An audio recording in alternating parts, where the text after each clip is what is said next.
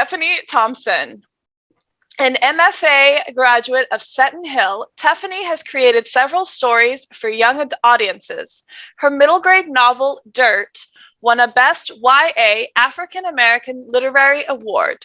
By invitation, Teffanie attended the Sharjah Children's Reading Festival. Teffanie lives in Texas, where she is a principal and can often be found spinning hula hoops. Take it away, Teffanie. Thank you, Kate. I'm going to skip around today. I want to introduce and talk about a very particular character. So during my time, I will be skipping around a bit. Thank you all for coming. And I'll be starting with a haiku.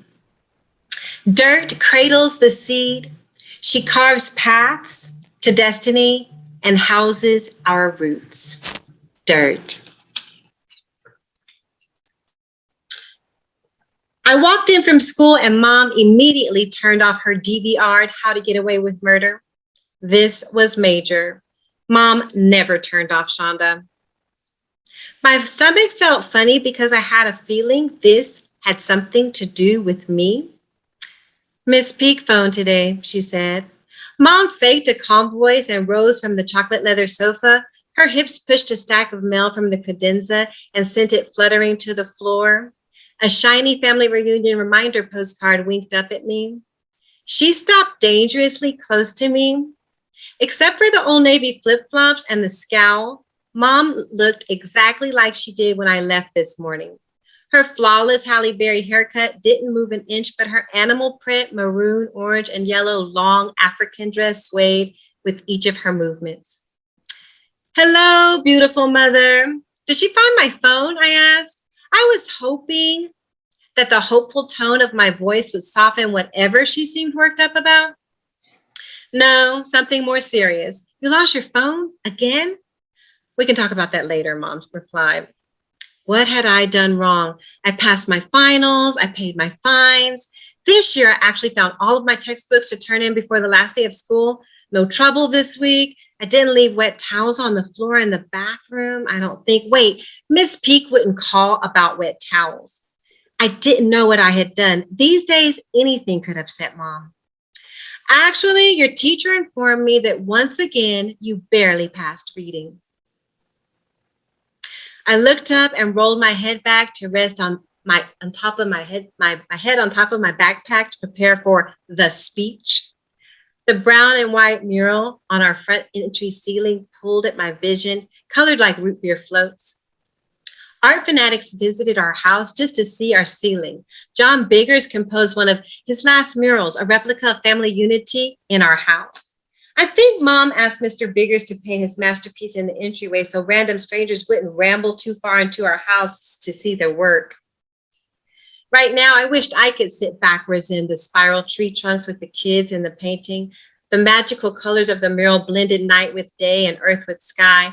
4 kids sat motionless while red dirt from the grounds danced with the night stars and sun rays surrounding them.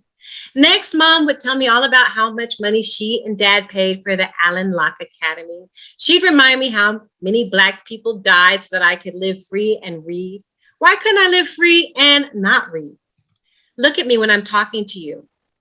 I nodded from the kids in the trance back to her. She inched closer to me and then stopped. She couldn't get any closer.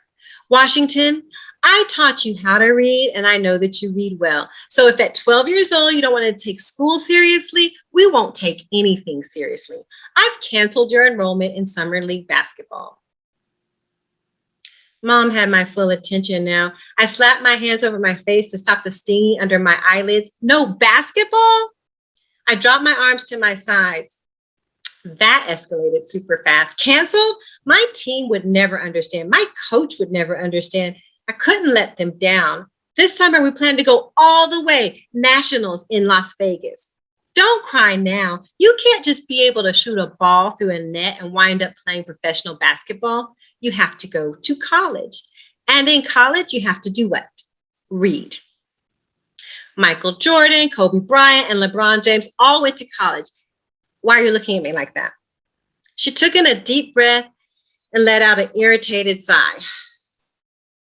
I rock back and forth on my hill. Should I answer? Mom, two of them didn't even go to college. I'm not crying. Everyone knew that Kobe and LeBron went to the NBA straight out of high school. Everyone except Mom.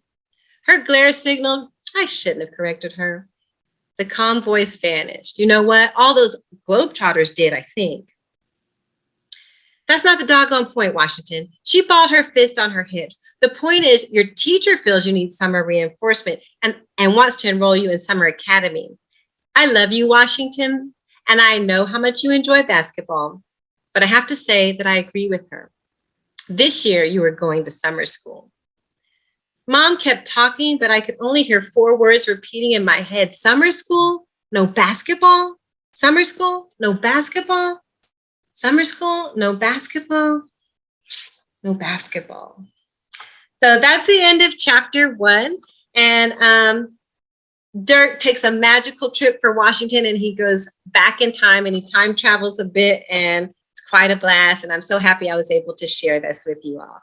Thank you for having me. Oh,